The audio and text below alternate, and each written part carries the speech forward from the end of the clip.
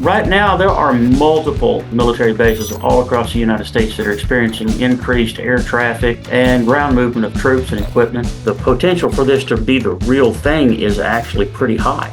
Everybody understands that that small space between Belarus and Kaliningrad is likely going to be where something kicks off. We've spent, $100 billion of taxpayer money to essentially deplete 1/4 to 1/3 of Russia's warfighting capability. The West is increasingly more provocative towards Russia until enough of those red lines are crossed in order to solicit some kind of a nuclear response. Absolutely, Russia is going to launch a retaliatory strike, and we would too. Throw in a couple of nukes just for good measure to take out as many satellites as you can. That in itself would be a very crippling blow. Somebody's trying to do something to blind you in a fight. They're not going to do it for no reason. In the event that something far, far worse happened, they can literally come and commandeer or annex anything that they feel like they need. They can annex your property. They can annex your car. They can annex your food, your water, your guns.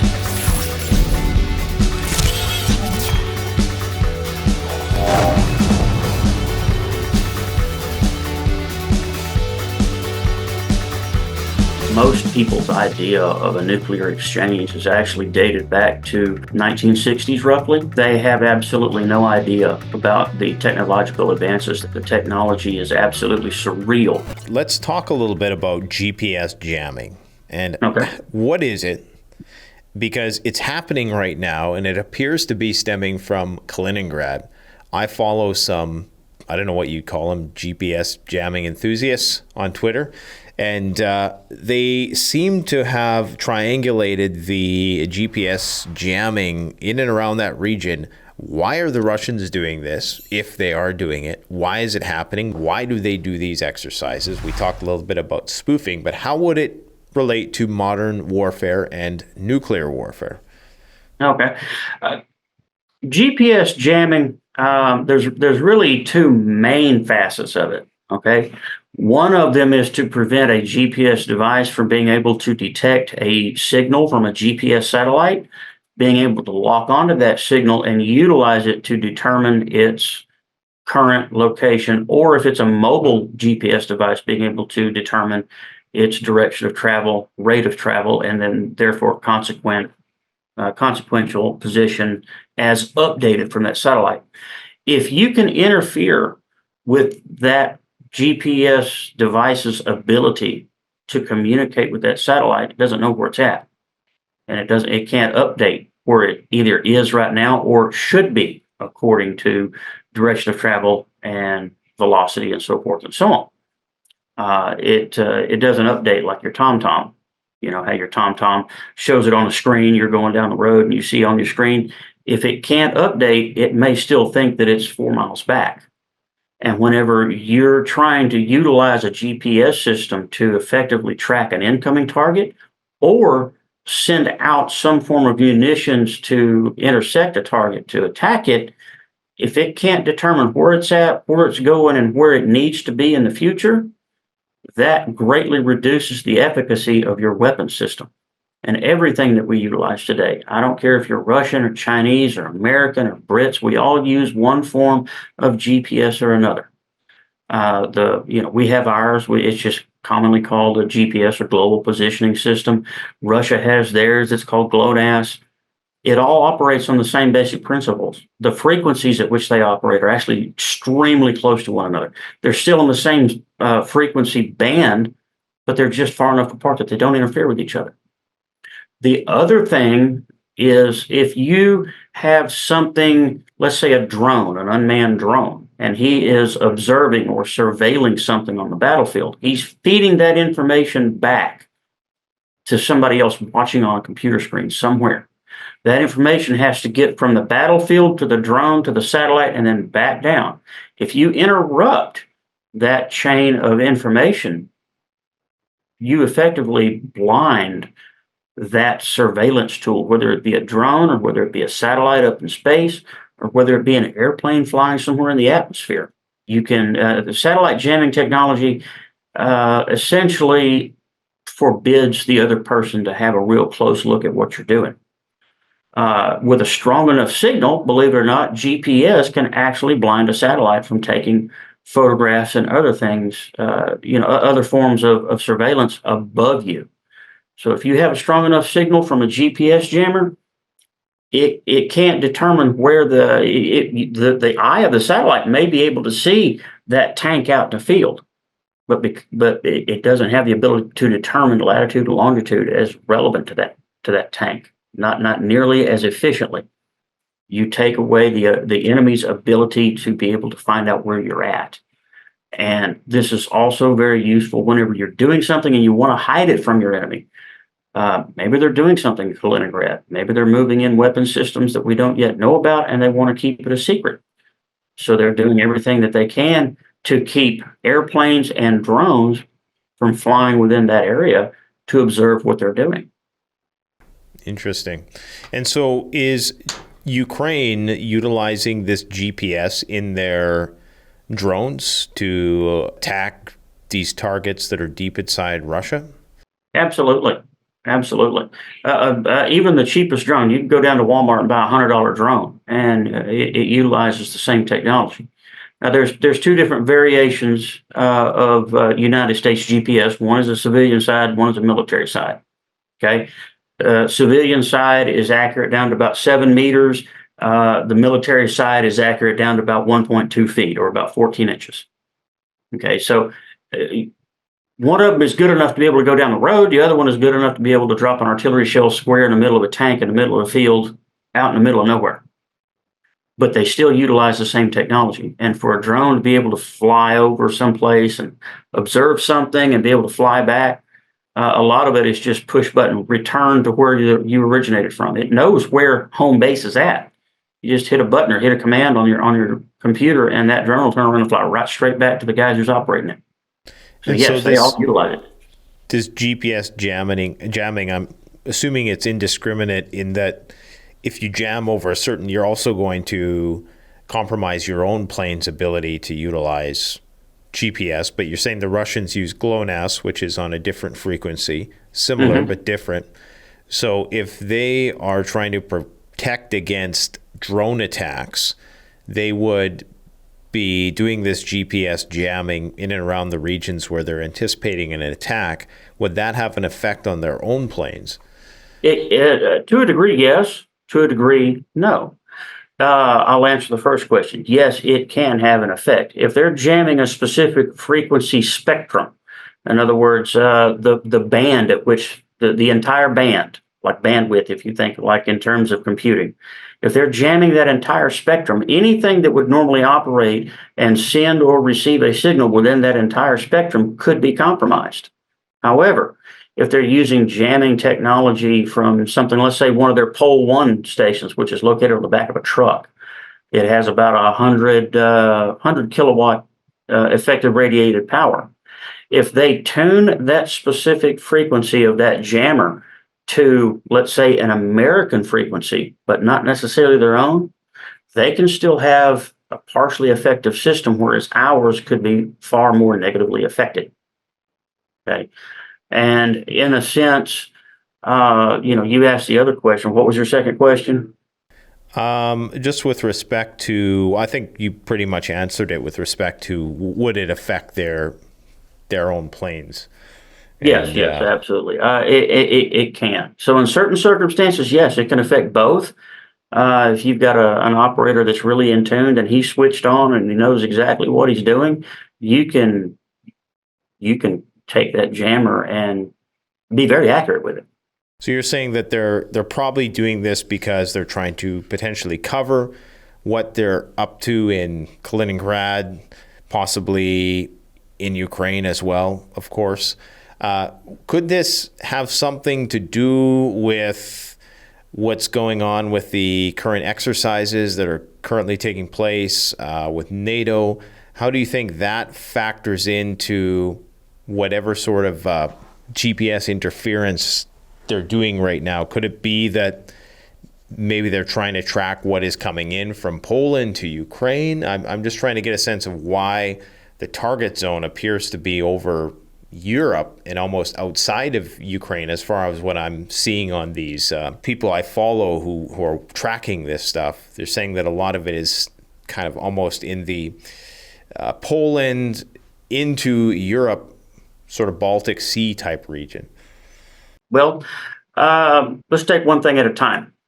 Quick history lesson. In the middle of the Cold War, where they expected a Russian assault to come from was actually part of Germany. It was called Fulda Gap. And today, if you'll fast forward 40 years later, there's another gap that they have there in Europe, and it's called the Suwalki Gap. This is exactly adjacent to Kaliningrad. And everybody, whether you're Poland or Germany or NATO as a whole or Russia, everybody understands that that small space between Belarus and Kaliningrad is likely going to be where something kicks off.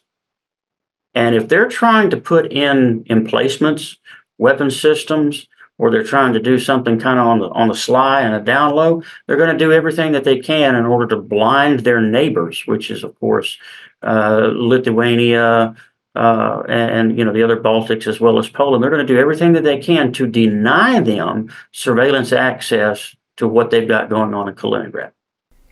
And what other roles do you think satellites are going to play in terms of in like just satellite warfare in general? We know that the Russians, before they started the war in Ukraine, or before the war in Ukraine started, just to be neutral, they shot down one of their satellites. And do you think that satellite warfare is going to play a big role in this?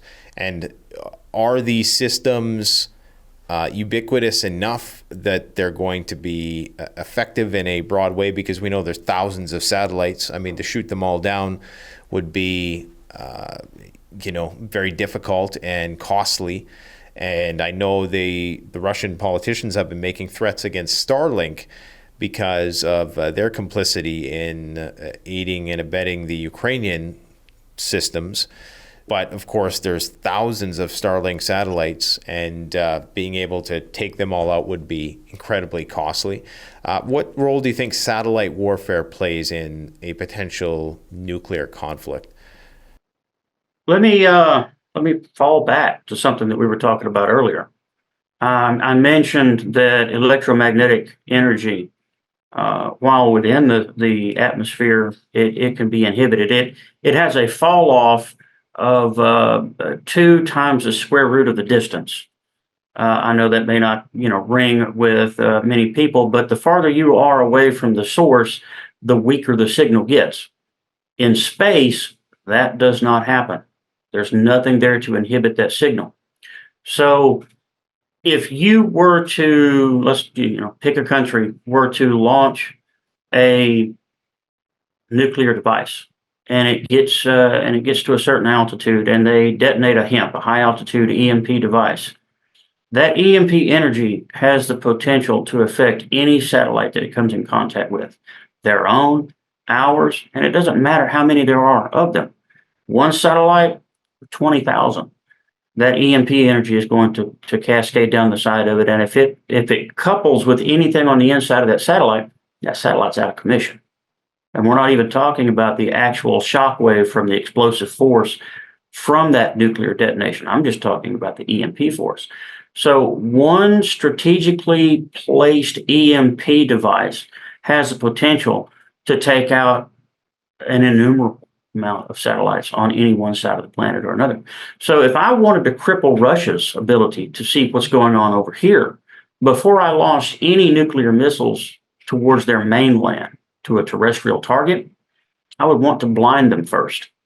I would want to launch a couple of nuclear missiles in the hopes that it would take out as many of their detection satellites, whether they're looking for vapor trails, whether they're looking for infrared heat blooms that indicate a launch, these things that would indicate that we've launched a nuclear missile, take those out. If they can't see, their level of confidence that a nuclear attack goes down. They can't verify that it's actually a nuclear attack.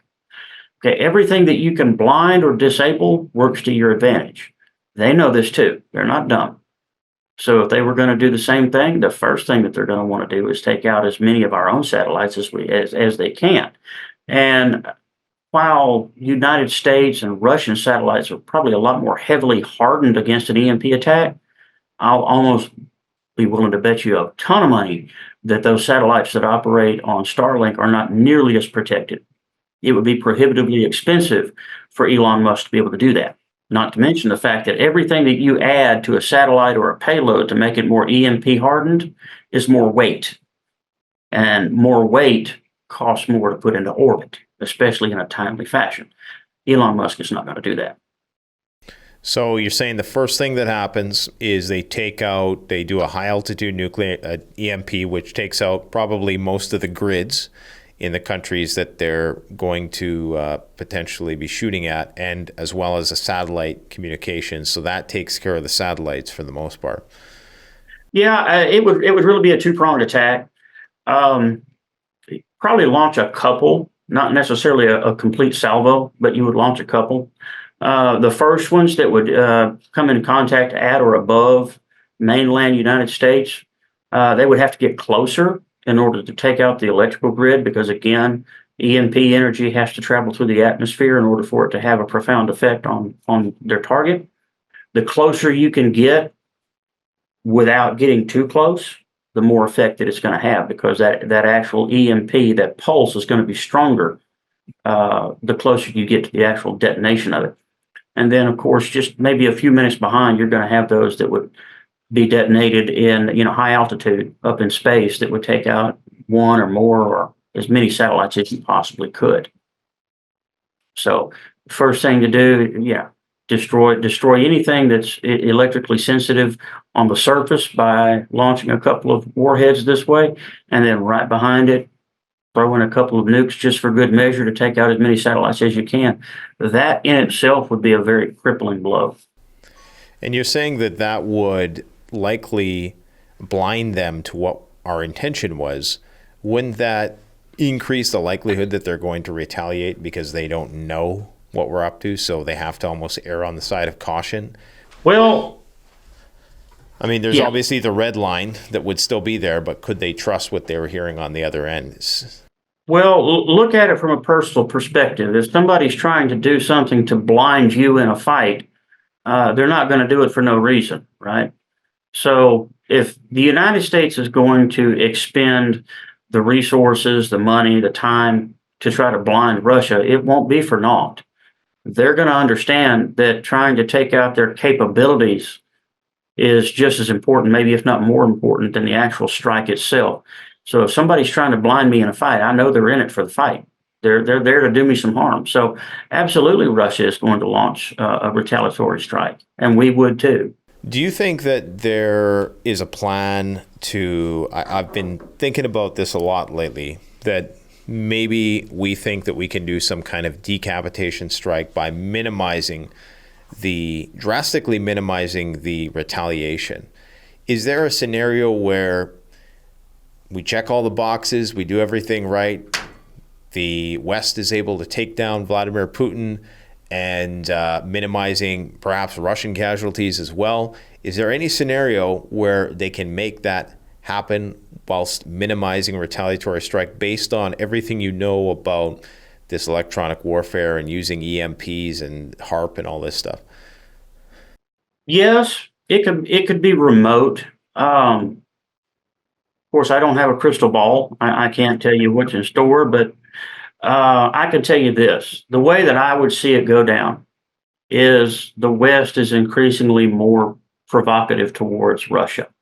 They provoke them into more of a response until enough of those red lines are crossed in order to solicit some kind of a nuclear response from Russia or Putin. Now, if you're smart, before you ever get to that juncture, you're going to do your best to take all of the wind out of his sails that you can before he has a chance. They've been doing that ever since 2014. We've spent, what, $100 billion of drawdown and taxpayer money by utilizing Ukraine to essentially wither or deplete approximately one quarter to one third of Russia's warfighting capability. We've exposed their weaknesses. We've shot up about a quarter of their tanks. Their Black Sea fleet is in serious disrepair. It limits his ability to conduct a protracted conventional war on mainland. We've essentially taken the cheap and effective way over a longer period of time. And unfortunately, we've utilized the Ukrainians to do this. Now, at some point in time in the future, we may get to a point where Putin feels like he's had enough, his back's against the wall, or he's backed up into a corner. It may solicit a response. But also, something to remember about the Russians is while we have a certain command structure here in our own military, although theirs is set up in much the same way, you also had a coup last year in Russia. A lot of these people are not going to be willing to pull the trigger on a Sarmat missile. And certain factions within our government may hope or rely on that idea that they can push them to a point, and then essentially it's called coming weak or coming clean. They back out. They're like, you know what? We're not going to do that. It could happen. I'm not betting next week's paycheck on it. I'm pretty sure that their chain of command is structured as such that it's so compartmentalized and everything is an exercise, so they don't know if it's real world or exercise. Isn't that how it typically is when you're running those nuclear drills? Like, you don't know if it's real world or exercise, so you push the button every time, or is it a different way that they organize their launching of missiles?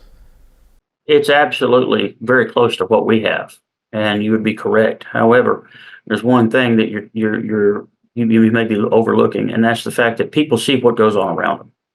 If you were to ask me that same question 3-4 years ago, before this thing started, nobody's really angry at one another, and there's nothing going on out there in the world that would lead somebody to believe that hostilities were imminent.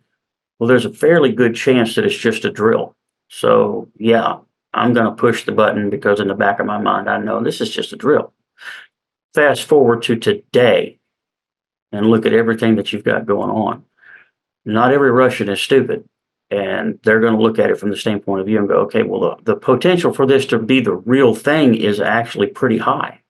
Some of them, hardliners, they will absolutely push the button because they know that what's on the other end of it is a pistol to the forehead and they get liquidated. But if nukes are coming into their country, why wouldn't they shoot their missiles at the same time, right?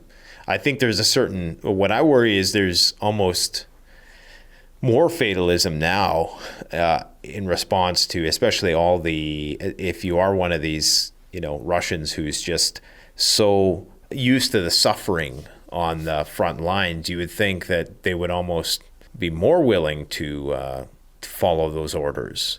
But you're saying that there potentially is resistance there. Yes, and it's individual. One guy may be completely resistive and not push the button. The next guy may jump up and down on top of the button. You just don't know. And individual circumstances and individual life history may play a lot into that. And unfortunately, our own, I hate to use the word, I hate to stigmatize anything, but our own CIA tends to rely heavily upon what they think versus what they know. And those are two completely different things. They may think that the Russians may not want to go all in, and they may just get the biggest surprise of their life. And there's a big difference between a preemptive strike and a retaliatory strike. Nobody really wants to be responsible for pulling the initial trigger on a Sarmat missile or a Minuteman III missile when nobody's fired at us yet, right? But you flip that script and you've got incoming missiles. Now an attack is imminent. You know that maybe you've only got a few minutes left to live. That puts it in a completely different perspective. The other team may be far more willing to pull the trigger. Yeah, and if the Russian psychological screening is as rigorous as ours, when I spoke with Jay Block, the missileer a guy who is now running for office, I think, or ran for office. He said that they have these psychological tests that they put people through every so often just to ensure that they are going to actually follow the order when the time comes. So I'm sure that the Russians have some kind of equivalent, you would think. But I guess, yeah. As we approach that fateful day when maybe Russia's back is too far up against the wall, then the risk of accidents, I think, happen, especially when you have, what I would be concerned about is, okay, so the Russian army is in a state of disarray, and you start to get maybe rogue elements even. That could be even a more dangerous situation if you have, guys in control of nuclear weapons who aren't taking orders.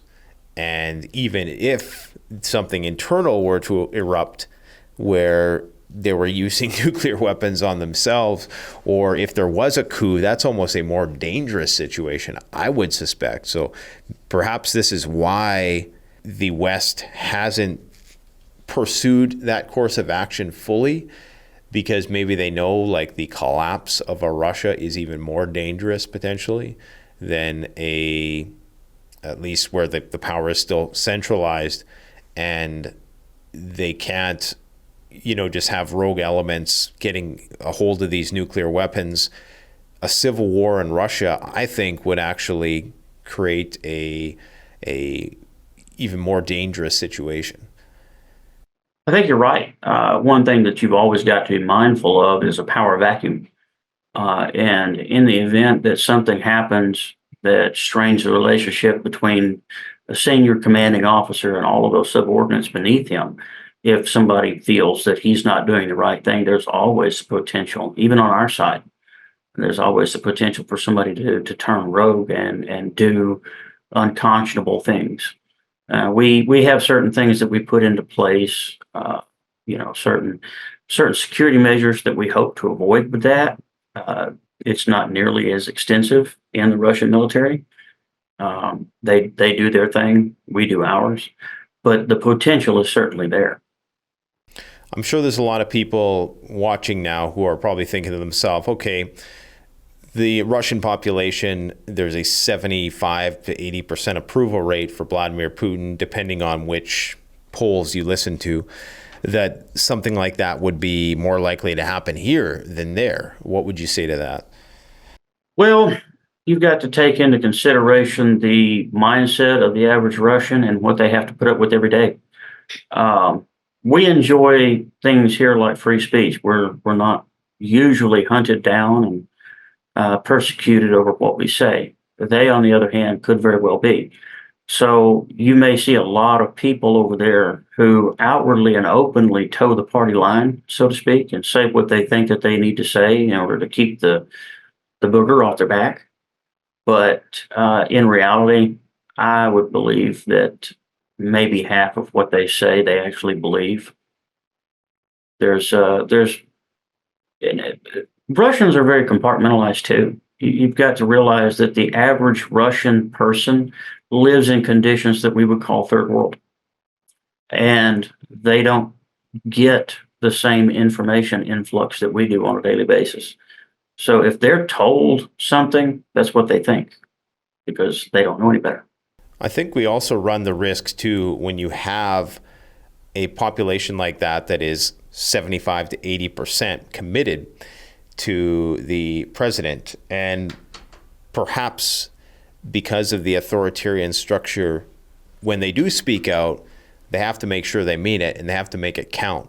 So if there is going to be pushback, it's probably going to be more militant than you would see here, where people might get out and protest in the streets and block traffic. Well, if you do that there, you're going to jail. So if you're going to push back, you really have to push back. Like, it has to be a military pushback. So in a way, the authoritarian nature of the society begets a more militant pushback as opposed to just maybe protests, because protests are virtually meaningless. Well, you got to remember, 40, 50 years ago, if people protested too loudly, they got unalived. under mysterious circumstances. They got sent off to a gulag somewhere to never return. That's still freshly on the minds of a lot of the older people in Russia. And with even talk of them reinstituting the gulags, it's something that people still consciously think about. Is the juice worth the squeeze for me opening my mouth? For me to say something out in public that could land me up either in jail, in prison, the gulag, or possibly even unalive somewhere. And ironically, we see the same level of martial law being employed in Ukraine right now, where we're seeing, just the mobilization there and the conscription and the laws which prevent people from either speaking out against the government, the postponement of elections, the inability to take video of anything that's going on in the war zone, which makes sense to a degree, but then it's a slippery slope into what you're actually fighting against, right? Absolutely correct. Anything that's done from a legal precedent has its consequences, good and bad. You can have a law that would prevent you from being able to record the possible locations of your own troop locations, troop strength, and things like that, so that you don't put it out over an open medium for the other side to see. That's very well advisable.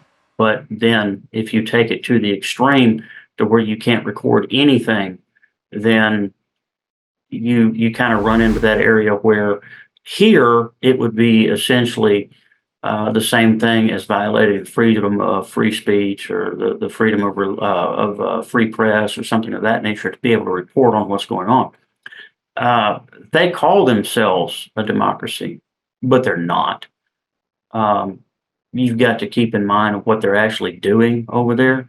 They can call themselves anything they want to as long as the hundos keep flowing from the Biden administration.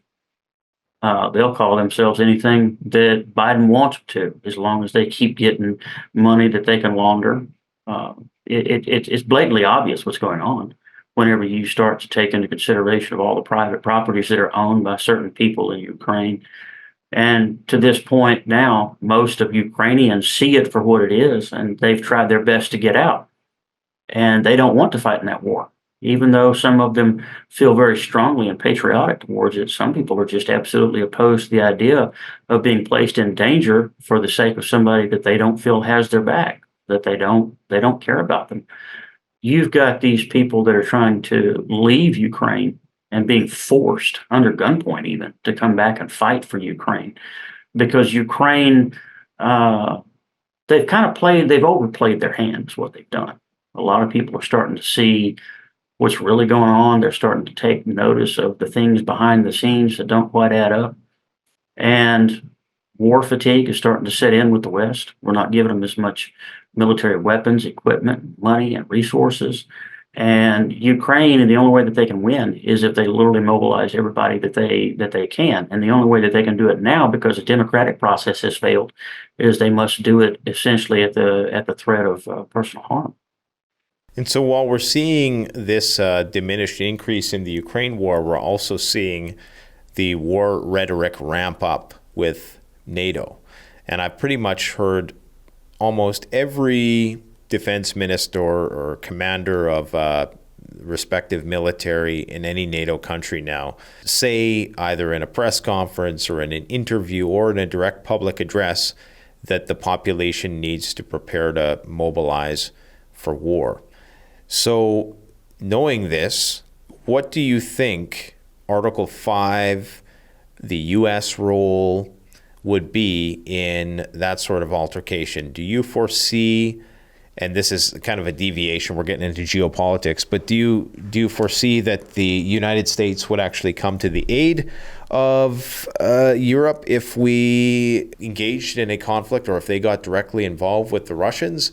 Or do you think that Article 5 is going to look a little different than what a lot of people envision, in that it's not going to be, we start launching nukes right away? It boils down to a cost-benefit analysis. Is Russia willing to get into a nuclear war over Kaliningrad? Probably not. Are we willing to get into a war over Moldova? Probably not. Would we be more willing to get into a war if a far more a country with a far more bigger GDP, such as France or UK or something like that, were involved? Oh, absolutely, we would. We have a certain amount of expectations, and whether or not we actually meet those expectations is anybody's guess. But we would be far harder pressed to get involved if a larger uh, a country with a bigger GDP or trade relations, especially if it had to deal with fuel and energy, we would we would be on the fast track to getting involved over there with something like that. Yeah, I mean there is another argument though, right? That the euro is in competition with the dollar, and there's an economic argument that would say that the US stands to benefit if the European economy is going into the pisser in response to the rising of the East and BRICS. The one perhaps thing that can delay the demise of the US dollar would be the euro and the collapse of the European industrial base.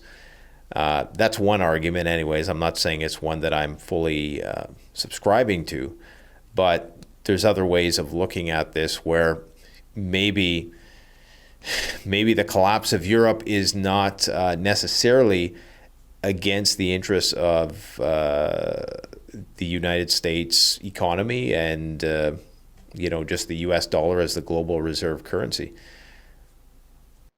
Well, let's take a step back.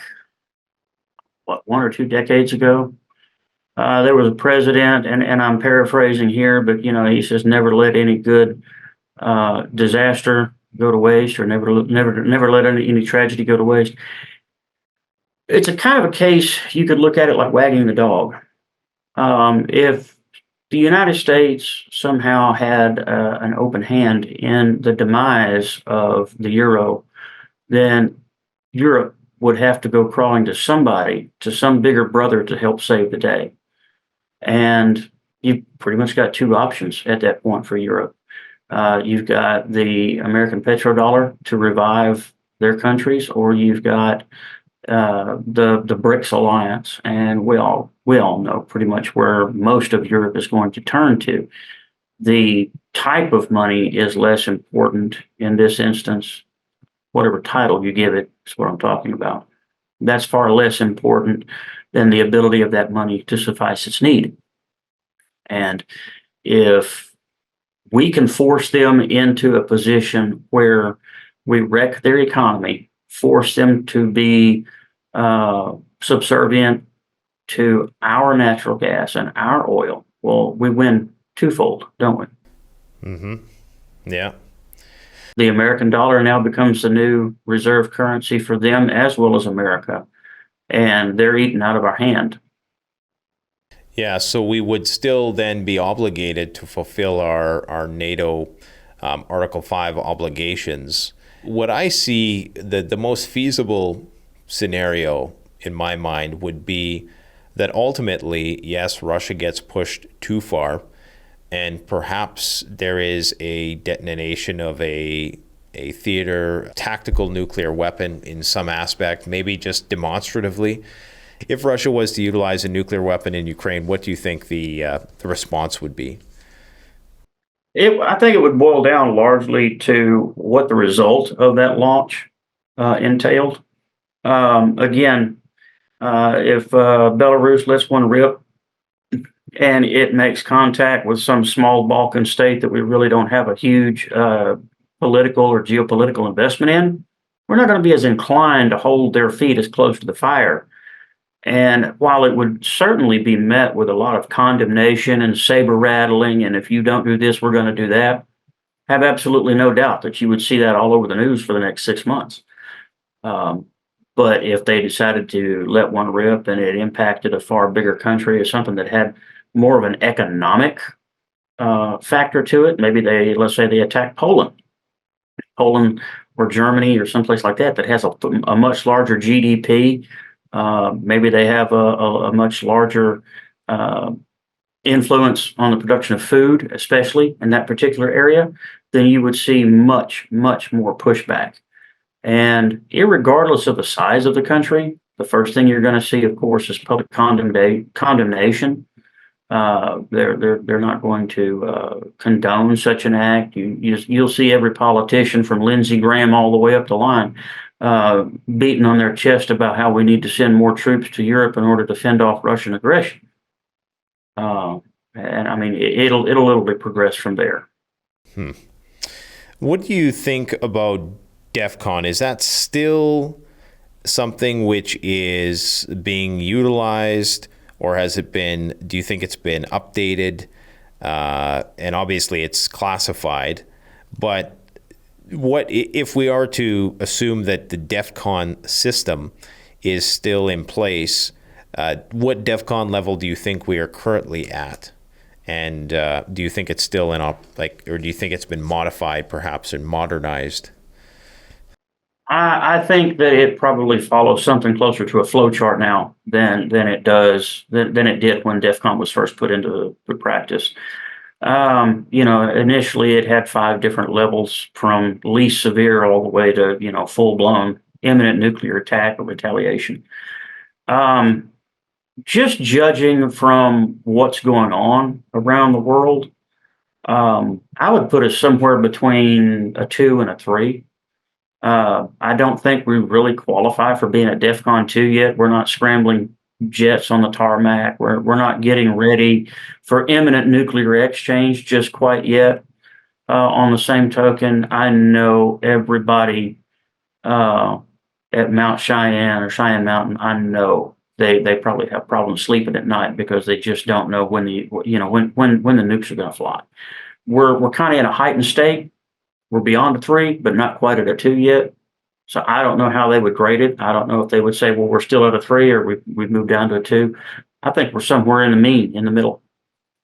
What role do you think the aircraft carriers and this carrier strike groups has in this? Like, I guess what I'm trying to get, because I know you think about this a lot. We talked briefly, hinted at Project Ryan and what we might see in the run up to a nuclear war. People don't know what that is. It was a declassified Russian document that outlined what the Russians expected to see us doing, those precursors to nuclear war. What do you think the positioning of our aircraft carriers right now, what role would that play in a nuclear conflict? And does this having, like 11 of 12 currently out to sea, is that indicative of increasing hostilities? And don't quote me on that. I think one just returned. I think it was the Ford that just returned. Gerald R. I Ford. believe you're right, yes. Yeah. But the prepositioning of assets, I know you talked a little bit in some of our emails about putting certain ships far away from the coastlines and things of that nature. Maybe you can talk a little bit about, share your thoughts on that. American firepower, military might has always been projected with the American carrier. It doesn't necessarily guarantee that they are that capable, but what it does project is our ability to move a mobile form of warfare into a theater and out of that theater as we so choose. It gives us the ability to put 5 or 6 acres worth of territory on the open sea so that we can conduct aerial missions from that location rather than worry about, do we have the permission to operate in Saudi Arabian airspace, or do we have the authority to drive over or fly over Arab Emirates airspace, things of that nature. We can conduct our own operations from essentially maritime assets, and we don't have to ask anybody for permission. But it's a projection of power. We have the ability to strike these small targets, small countries, and things like that. Whenever you look at it from the bigger picture, what the kind of absolute military or naval might you would have to amass to attack a bigger country, we simply don't have the ability to do right now. There's no way. It would take years for us to build that up, just like in World War II, it would take years to build that up. And right now, it's really more of a saber-rattling projection of might and military prowess. It's It's akin to the lion who's backed into the corner with the hair on the back of his neck standing straight up saying, "Don't mess with me." But really, the truth of the matter is those carriers are super easy targets. If you didn't have something like an Aegis cruiser or an Arleigh Burke class destroyer to help fend off cruise missiles and anti-ship missiles, if they didn't do things to preemptively strike Yemen's Air Force to take them out of the fight, there is a serious possibility that any one of those carriers parked within proximity to a hostile force could become the next coral reef. We know it. They know it. Russia knows it. Why do you think Russia only has one operable aircraft carrier? They had two of the same class. They sold one to China. Yeah, Russia understands that it's a projection of power, not necessarily ability. right, right. Is there any other things that you think we would see in the run up in line with the question about Project Ryan in terms of modern day? Because I know you've ruminated on. I guess what we're trying to look for here is, because we are getting so close, and I know it's not going to happen next week, as you say, but like I think we're at a point now where if things could happen any day now, I don't think that they necessarily are, but they could. So what are some of the signs that we might see aside from just the ships? And I'm looking for the more the lesser knowns. Everybody thinks, well, we're going to scramble the jets, sure, but maybe before that we're seeing other things. We're seeing other signs in the supply chain and the positioning of certain assets. Do you have any other ideas with respect to that? Or There's a lot of things you can look for, and Project Ryan dealt with. I don't know if you've read it from front to back or whatnot. I don't know if you read Cyrillic, but if you've read I've Project read the Ryan, translation. huh? I've read the Oh, you read a translation. translation? Yeah. Yeah. Well, that'll do good enough for my point. It dealt with a lot of suppositional information. Uh, you'll notice that most of those things in Project Ryan are paraphrased with, essentially, if you see such and such or so and so happening, then this could be happening. If you see VIPs being moved, then this could be happening. Uh, there's no hard and fast rule about if you see this or that or the other, then nuclear war is imminent. But what you can do is, if you keep your eyes open well enough to see and pay attention to all of the things that are going on around you as best as you possibly can, you can extrapolate enough data from that to infer when something is about to hit the fan. Of course, Project Ryan deals with a lot of things that are obvious, but here in America, I would expect to see a large relocation of military assets. And right now is one of those times where it's kind of hedgy, because with Operation, the military operation they've got going on now, what was the name of it? I can't think of it. Something Guardian. Prosperity Guardian, is that? Prosperity Guardian. Yeah. Right now, there are multiple military bases all across the United States that are experiencing increased air traffic and ground movement of troops and equipment, supplies. It's hard to differentiate what is part of an exercise versus what is part of preparations for something else. If you kind of understand where the deep underground military bases are here in this country, and you monitor the air traffic that goes in or on or around them, and any kind of, there's people out there that's always taking photographs of or short videos of trains and trucks carrying tanks and things of that nature. You can kind of get an idea when something is about to hit the fan, whenever they start moving massive quantities of infrastructural supplies towards these places where these people are going to be set up for months or years.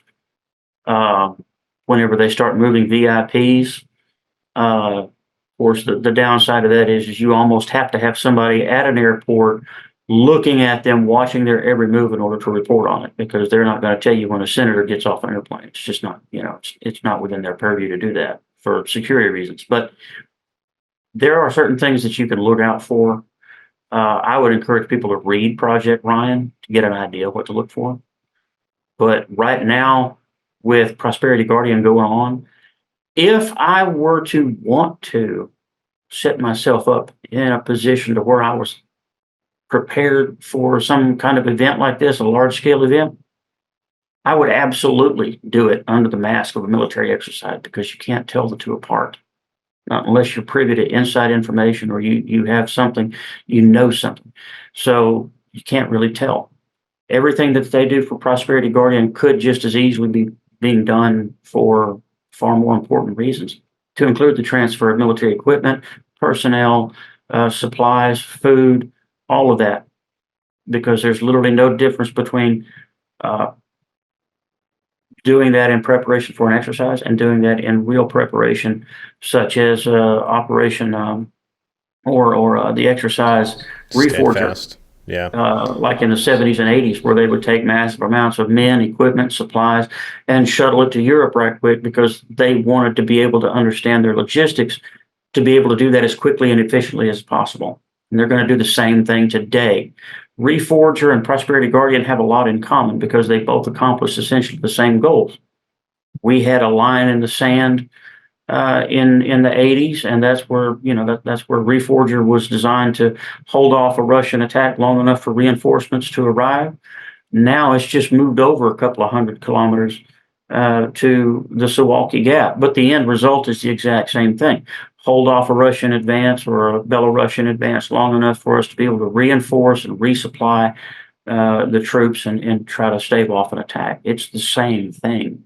It's just 40 years apart and under a different name. But these things are incredibly important to look for.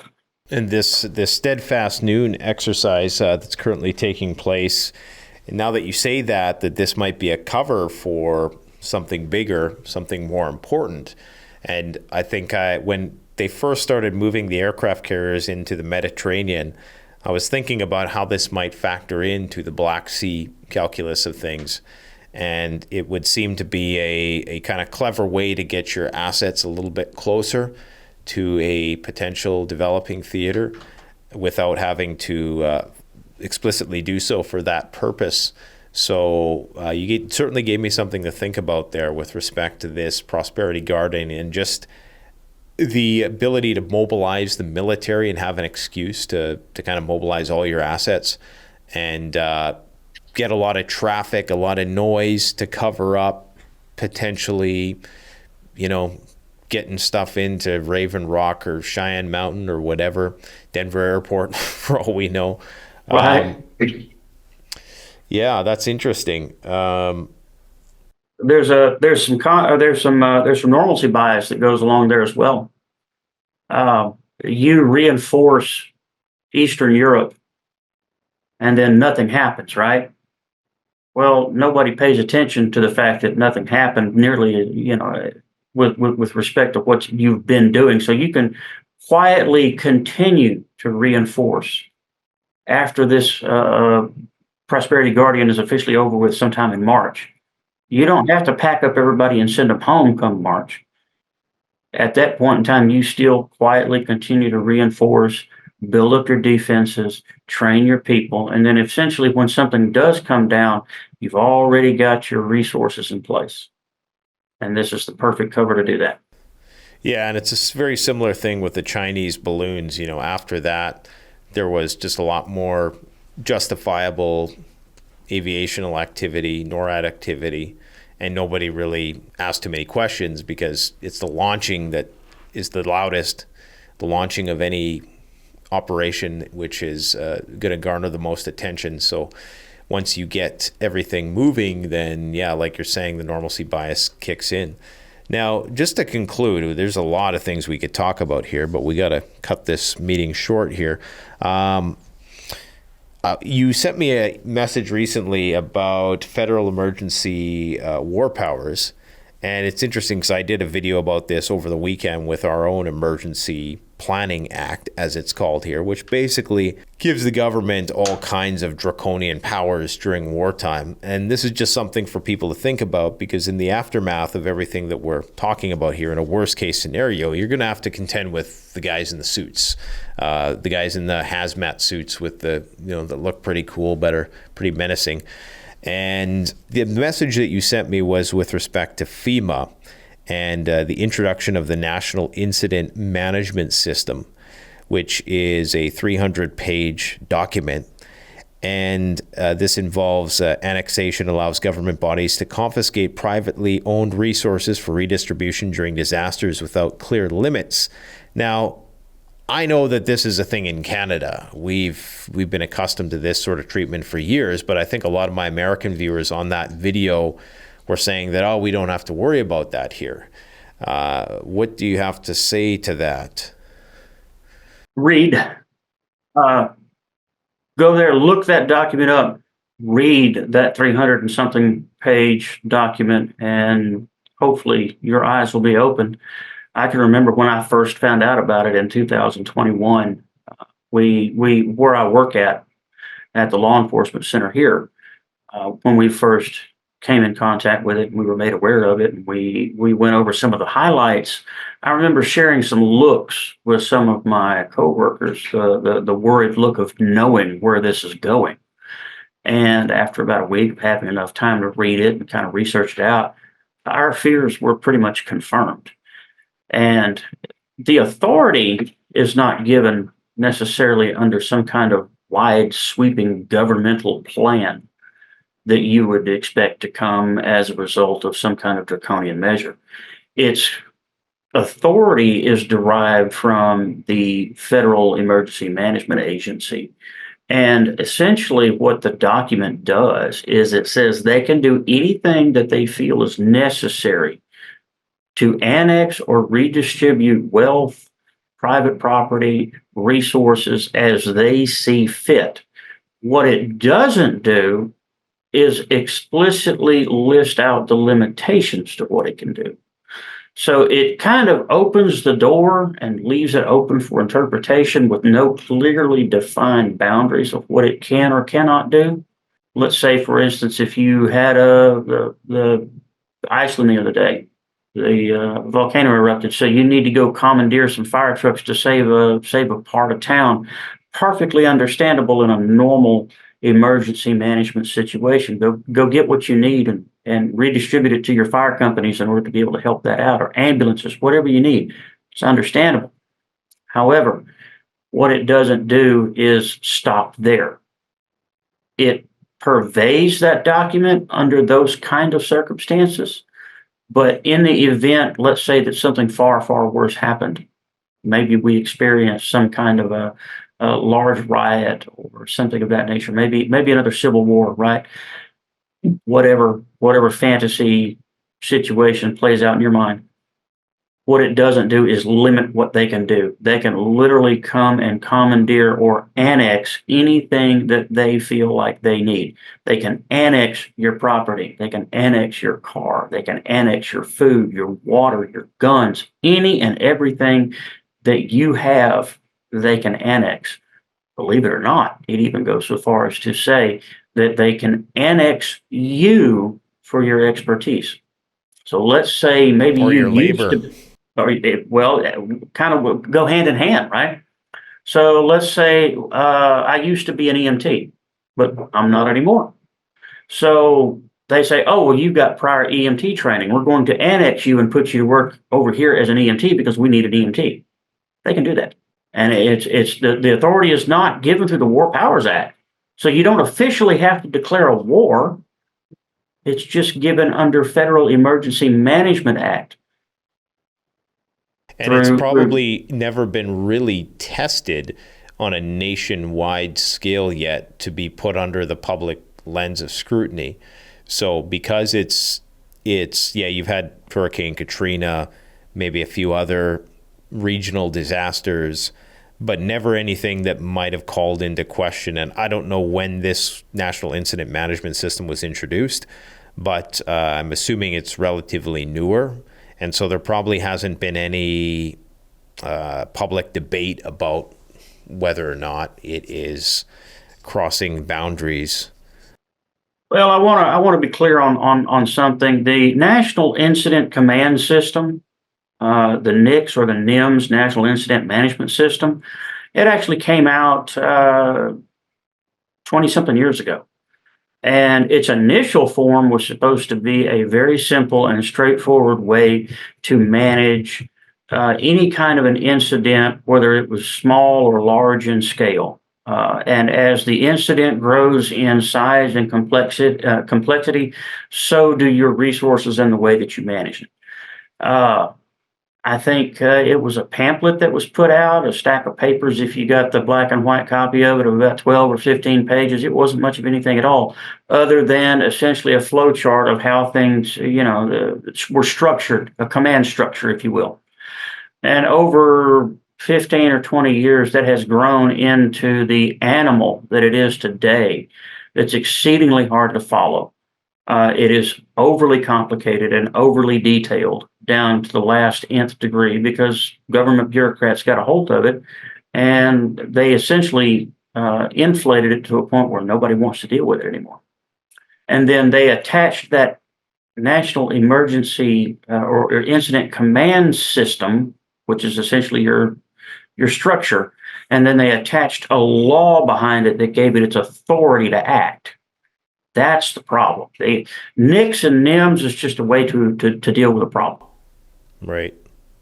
FEMA put the teeth in the mouth of the lion. Whenever FEMA says this is the law that we're going to pass or we're going to get passed, that gives us the authority to utilize NICS or NIMS in order to do what we want to do.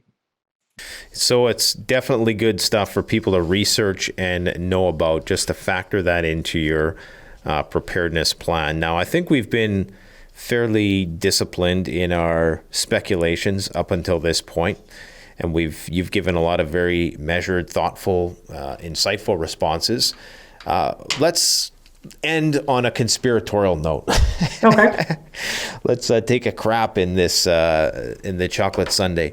No, but on a more serious note, you had sent me a message with respect to, and this was just something we were just riffing one day, and you had sent me a message with respect to, we have all these problems that we're facing in the world, pandemics looming, global warming, just the financial system, the scarcity of resources, perhaps in some domains.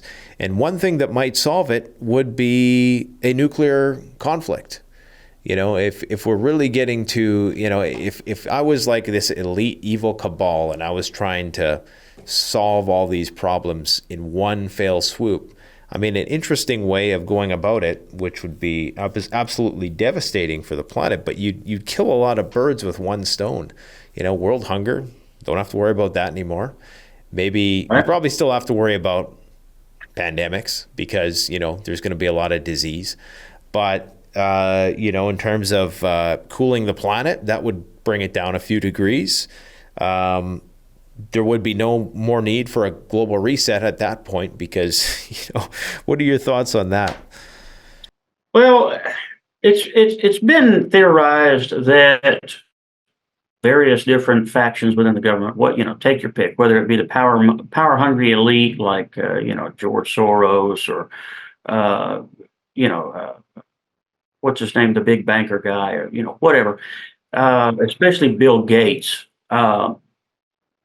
They want to kill off a certain amount of people. Hell, they've publicly said something to the tune that we need to kill off so many people in order for us to maintain a stasis here on this planet. We're getting to a point where we cannot provide enough energy, we cannot provide enough food, we can't provide enough of this or that or the other to maintain the level of population on this planet that we currently have.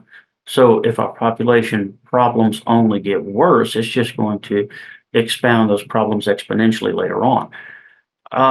And if you couldn't do it with a vaccine, or if you couldn't do it with a pandemic, as some people have proposed, then a very quick and easy way to take out a lot of birds with one stone is with some form of a nuclear exchange. You get rid of a lot of population through the initial attack. couple of weeks later, you get rid of even more of a population due to the residual effects of disease and pandemic as a result of things like cholera, things that go hand in hand with not having a lot of food and unsanitary living conditions. And if these things keep going, you don't have to worry about the food problem anymore. Hell, half the people are dead. You don't have to worry about the energy problem anymore. Nobody has a working car left. You don't have to worry about feeding them anymore because they're no longer alive to need to be fed. All of these things kind of go hand in hand. So if I were an enterprising and evil-minded individual, I can see some serious potential where something like this would absolutely play into my hand according to some of those rules set forth in the Georgia Guidestones. Yeah, the ones that don't exist anymore because they were destroyed. Yes, absolutely. I mean, this is what we're discussing here is kind of far-fetched, but at the same time, I think anything is possible this day and age, because, like you're saying, there would be a lot of benefits to whatever sort of plan that they might have, but there would be a lot of things that they perhaps could not foresee, and problems that would arise that would maybe make this plan, the juice just wouldn't be worth the squeeze. I mean, you'd have nuclear power plants melting down all over the place. You'd have it would require a complete restructuring of the planet. And then, of course, you'd have the risk that you'd have follow-up conflicts, aftershocks of sorts. If you did have this one initial conflict, which was a nuclear exchange, you run the risk that down the road it's just going to happen again. And so, maybe we're getting a little off into the weeds, but I would not put it past somebody somewhere to have at least pondered that very Machiavellian plan at one point in their meetings, their high-level meetings. Well, I know how governments work, and if you think governments have a conscience, I've got some some oceanfront property in Arizona I'd like to show you. They do not have a sense of humor. They do not have a conscience, and whenever they feel like they're against the wall, that they'll do unconscionable things. I've seen governments in other parts of the world do things to humans that we in the Western world would be absolutely appalled by. We would literally be left with no other choice but to go behind a building and puke. Because of some of the things that they do to other people over something that we would consider petty, maybe over a small amount of food or a small amount of water or a small amount of property or something like that. So while I don't necessarily believe all of that theory, I don't subscribe to it completely. I don't put it past governments to do unconscionable things if they feel like it's within their best interest. Fair enough. And maybe to end on a more practical note, what are you doing yourself personally to prepare for the possibility of a worst case scenario? Well, I figure we're going to have some kind of incident. It'll be big enough. It may precede an actual nuclear strike. Texas has been having problems with the border, and any number of things can crop up, all the way from a civil war to, some kind of starvation, natural disaster, whatever. My personal location, I happen to live about an equal distance between Houston and Dallas, about a tank of gas between either one of them. And that's going to put a lot of people on my doorstep when things go wrong. They're going to be looking for food, water, and they're going to be desperate, and they're going to do desperate things. So from a personal standpoint, I've kind of taken an approach less towards nuclear war than I am for some kind of long, drawn-out, protracted problem with masses of hungry, starving, and desperate people. I can't feed them all. I can't water them all. I can't provide for many of them at all. All I can do is really provide for myself. And putting back food, water, clothes, medicine, those things are incumbent upon me to do it, because whenever those things fail, nobody else is going to do it for me.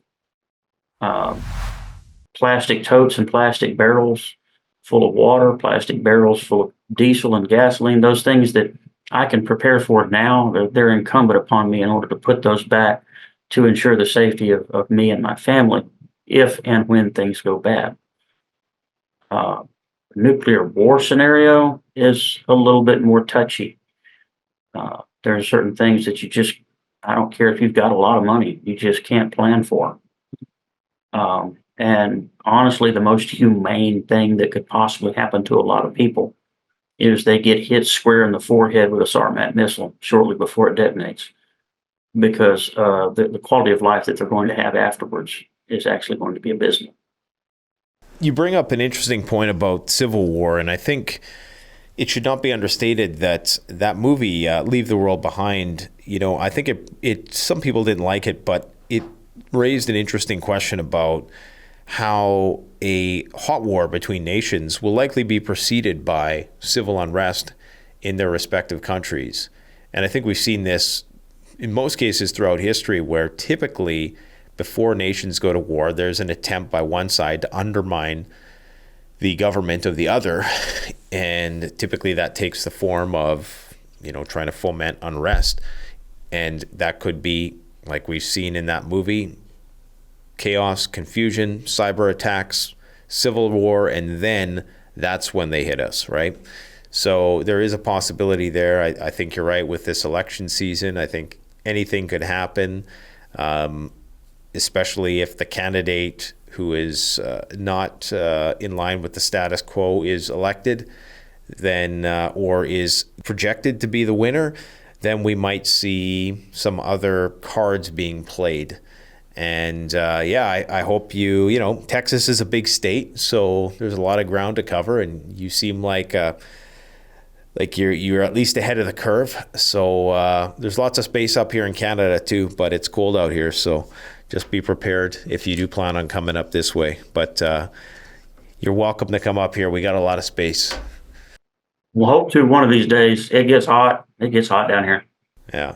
Well, hey, man, I want to thank you for coming out, Castle Bravo. And, I would definitely have you back again, because there's a lot of things that we didn't cover with respect to, going into, we didn't talk about cyber, we didn't talk about information warfare, decision-making during a crisis, a variety of different things.